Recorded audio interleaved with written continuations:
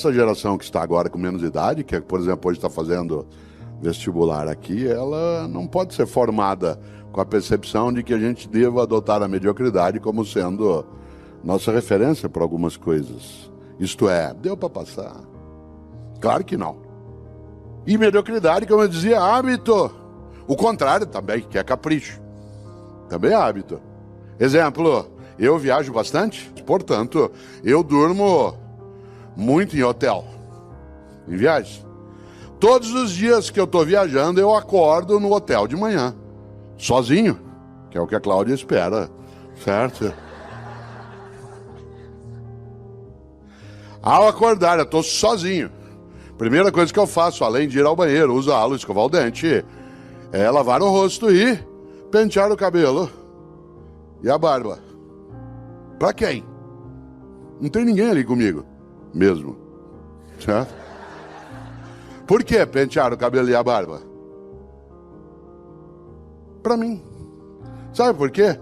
Porque se eu habituar, não tem ninguém vendo, não vou arrumar a cama, pra quê? Vou usar de novo à noite. Tem gente que você conhece o capricho que ela tem pelo banco de trás do carro. Tem tantas coisas naquele banco. Resíduos alimentares que uma inspeção do CSI acharia, né? Indícios da Páscoa de 2004. Bolachas que estão ali no meio, encontráveis, quase próximas daquilo que já iria para o museu. Capricho. Capricho. Porque nós precisamos afastar de nós e daqueles que conosco chegam nesse mundo contemporâneo qualquer tipo de atração pela mediocridade em relação a várias faces do nosso cotidiano. Mas não, né? Em alguns momentos vem uma fúria interna, e essa fúria é a fúria, mas é a fúria da energia que move uma pessoa que não deseja ser medíocre. Num comentário que fiz no rádio na sexta-feira, lembrei, hoje o grande tribunal que funciona 24 horas é a família. Você tem grupos de redes sociais com a família, é um tribunal dioturno. Ele funciona 24 horas, sem interrupção. Você está sendo avaliado, julgado, não só eu, qualquer um de nós. Né? Se você não der bom dia para todo mundo, às 7h12, se você deixar algum para trás, parece uma ruptura de sangue. Mas é a mesma pessoa que nunca te procura para oferecer nada. Teu celular tocou. Hoje a gente tem identificador de chamada. Você vê o nome, você sabe que a pessoa vai pedir alguma coisa para você. Ela nunca liga para te oferecer um saco de manga, um litro de jabuticaba. Só liga para pedir. Mas te avalia, te julga, se chateia, fica melindrada ou melindrado se você não responde bom dia, família. E nós começamos, de repente, a nos perder e nos enredar em algumas trilhas que levam a lugar nenhum. E não sobra para nós tempo para aquilo que é importante. Nós passamos uma boa parte do tempo cuidando do urgente e deixamos o importante de lado. Claro que o urgente tem o seu lugar. Aliás, o urgente também tem que ser lidado, mas ele não pode obscurecer o importante. Por exemplo, o que é urgente? Garantir modo de sobrevivência, mas não é a qualquer custo. O que é urgente? É você lidar com aquilo que é a tua tarefa, que aliás te dá o retorno em relação às tuas condições, mas ela não é exclusiva. Uma parte de nós, repito, se dedica e está formando novas gerações com a perspectiva do urgente, deixando de lado o importante. O que é o importante? O importante é aquilo que faz com que a vida tenha propósito. Afinal, um dia partimos. E meu avô Ettore, italiano, todos os dias, quando nós, os netos, acordávamos de manhã, e ele vivia no interior de São Paulo, e quando a gente lá estava e podia encontrá-lo, meu avô, todos os dias, quando a gente acordava, ele nos perguntava sempre duas coisas. Eu passei a vida perguntando isso aos meus filhos, e agora, quando posso, pergunto aos meus netos. Todos os dias, assim que a gente acordava, ele perguntava, quais são os teus planos para o futuro? Todos os dias. Isso era irritante, porque isso nos obrigava a ter que pensar em futuro. E eu só queria aproveitar aquele momento. E ele dizia, não é para você não aproveitar, apenas que você não pode só aproveitar o momento. Mas a grande questão, meu avô, era Quais são teus planos para o futuro? A outra pergunta era mais densa. O que você quer na vida? Ser o mais rico do cemitério. Essa frase não significava não tenha patrimônio, não tenha propriedade. Significava não tenha só isso. Pense naquilo que serve para a tua vida, que é curta, não ser pequena. Excelência é quando você ultrapassa, quando você vai além. Excel em latim significa aquilo que ultrapassa. Uma pessoa excelente, o que é?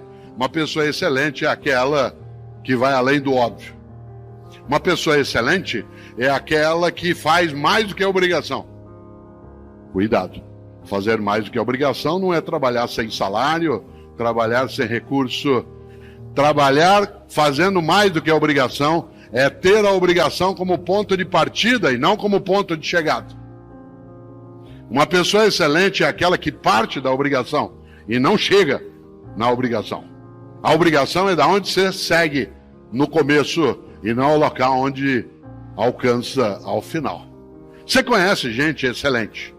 Você conhece professor excelente. Você conhece família excelente. Você conhece médico ou médico excelente. Conhece garçom excelente. Qual garçom que você gosta? Qual garçom? Que, aliás, né, Benjamin, é uma palavra francesa, né, para nós, garçom. Olha que coisa boa. Para nós, o que é um garçom que a gente aprecia é aquele que faz mais do que a obrigação. Qual é a obrigação do garçom? Anotar teu pedido, indicar um lugar, trazer as coisas no final. Anota. Qual é o garçom que você gosta de ser atendido? Aquele que faz mais do que a obrigação. Que sugere coisas para você. Que te indica um lugar. Que é capaz de ficar próximo, mas não ao lado, ouvindo a conversa. Que dá dica para você. Que entende um pouco, que você aprecia. Ele te captura, fideliza, e aí você volta.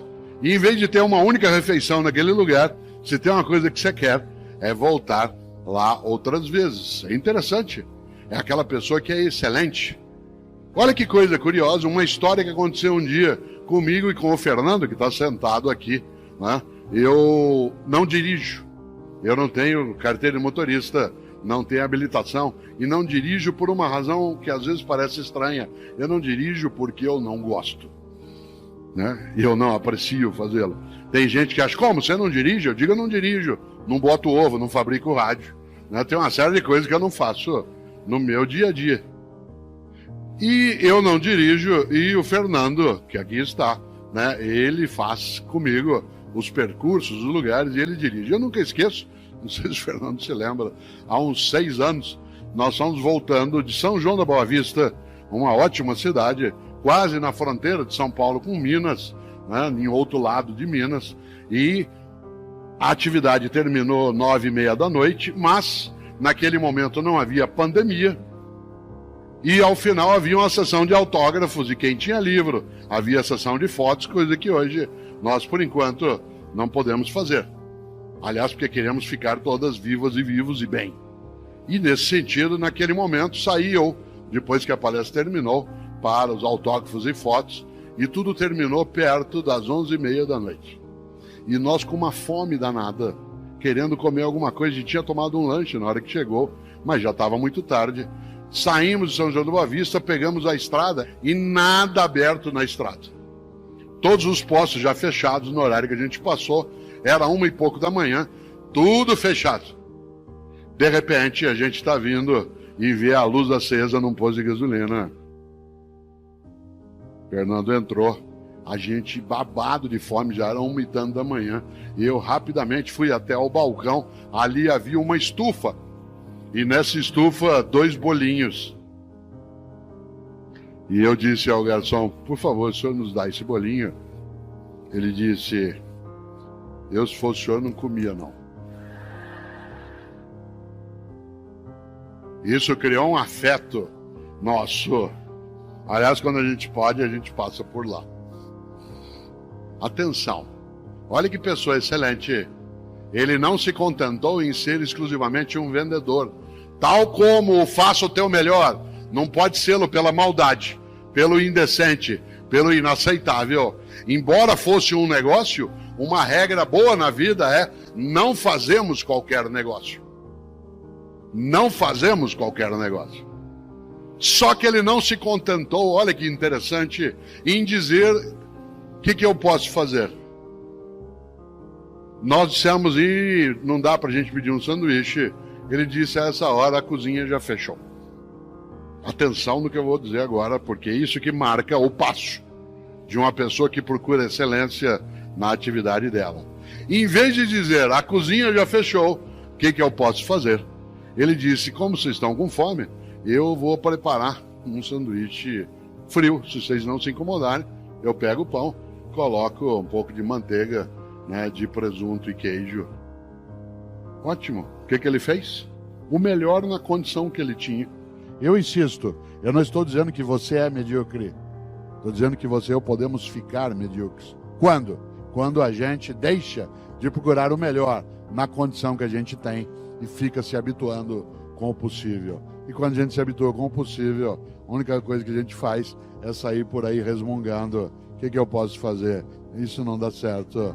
A vida é assim. O impossível não é um fato, ele é apenas uma opinião. E aí eu quero lembrar algo num dos meus livros chamado Não Espere pelo Epitáfio.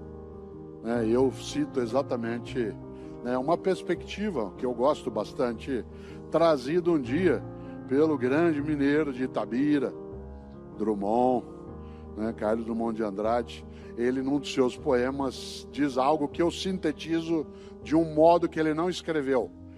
Eu é que faço uma síntese do poema a partir daí, quando a ideia seria: eu escavo a casca do impossível até achar o possível lá dentro. Eu escavo, claro, para quem nasceu numa área de Minas, como é o caso de Itabira, a ideia é clássica: eu escavo a casca do impossível até achar o possível lá dentro. Mas esse possível não pode ser o ponto de chegada, ele tem de ser o ponto de partida. E pessoas que querem fazer o seu melhor não têm o possível como seu ponto de chegada, mas como ponto de partida. Dizendo de outro modo, uma pessoa que não queira ser medíocre, ela procura o tempo todo a excelência. E o que é excelência? Excelência é quando você ultrapassa o óbvio, vai além. Excelência é quando você faz mais do que a obrigação. Atenção, fazer mais do que a obrigação não é trabalhar sem direito, sem salário, sem condição. Fazer mais do que a obrigação é ter a obrigação como ponto de partida e não como ponto de chegada. Uma pessoa que faz mais do que a obrigação é aquela que parte do possível para chegar até aquilo que é o seu melhor. Cuidado. No Brasil nós temos um pouco a síndrome do possível. Quer ver um exemplo? Você leva teu carro no mecânico, às vezes da manhã cedo, e diz: olha, meu carro está com um barulho estranho. Ele diz: vou fazer o possível. Você vai ao médico e diz: doutor, estou com uma dor no pâncreas. Ele diz: vou fazer o possível. Você chega para um professor e diz: professor, eu não estou entendendo isso aqui, o senhor pode me explicar? Eu vou fazer o possível. Você assusta nessa hora. Há 4 anos, vai fazer agora, nesta semana, tive que colocar uma prótese no joelho direito, porque numa atividade semifísica eu tropecei, bati o joelho num banco de areia e, entre aspas, quebrei o subcondral. Não quebra, mas seria o assemelhado a uma fratura. Tentei por um tempo com fisioterapia, etc. Não deu, e aí eu tive que colocar uma prótese completa no joelho direito, que aliás é uma prótese, como vocês notam, funciona. É uma prótese alemã por dentro e por fora sou eu. E uma das coisas boas é que o cirurgião que colocou a prótese, uma pessoa extremamente preparada, em São Paulo, onde vivo, já imaginou se um pouquinho antes de eu entrar em estado de dormência mais profunda, um pouquinho antes de eu entrar dentro do efeito mais forte da anestesia, eu olhasse para ele e falasse assim: doutor, vai dar certo? Ele dissesse: vou fazer o possível. Se desse tempo, naquela contagem regressiva de 10 a 9, eu ia pedir para sair correndo. É claro. Excelência é quando você, usando a palavra vindo do latim excel, quando você ultrapassa, quando você vai além, quando você sai do óbvio. Sabe por que nós estamos aqui hoje? Nesta sala, na sala Minas Gerais? Sabe o que nós estamos aqui? Com menos de 25 meses de um cataclisma avassalador, com uma catástrofe na vida humana coletiva que não cessou. Nós estamos aqui porque dezenas de homens e mulheres em vários lugares e também no nosso país fizeram o seu melhor. Foram buscar, não desistiram, se juntaram, muitos pereceram. Perdemos dezenas e dezenas de pessoas no campo da saúde, no campo da segurança, no campo do abastecimento, no campo do transporte. Pessoas que em 2020, um ano desesperador, foram capazes de não desistir. Foram capazes de, quando alguém disse, é impossível fazer uma vacina em um ano. Não existe isso na história recente da medicina. E homens e mulheres como Drummond foram lá escavar a casca do impossível e ficaram nos hospitais, nos centros de saúde, nos lugares de abastecimento, pessoas da área médica, da área de enfermagem, fonoaudiologia, fisioterapia, e pessoas que não tinham oxigênio, que estavam sem equipamento, e foi aí. Essas pessoas fizeram melhor.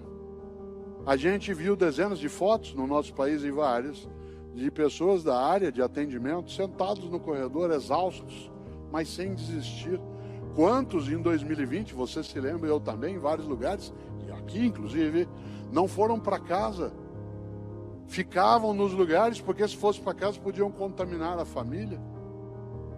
Eu não falo isso para a gente se entristecer, porque isso já é triste por si, mas para mostrar o quanto que nós temos de ter gratidão por homens e mulheres que, quando se depararam com uma coisa inclemente, em que nós, humanidade, passamos décadas achando que o grande malefício viria do espaço, que seria um meteoro, que seria né, um asteroide. Fizemos até mísseis para combater o que do espaço viria. Aí brotou do nosso modo de presença no planeta. E nós só não chegamos a uma catástrofe maior ainda, porque muita gente fez tudo, em vez de dizer eu fiz mais ou menos.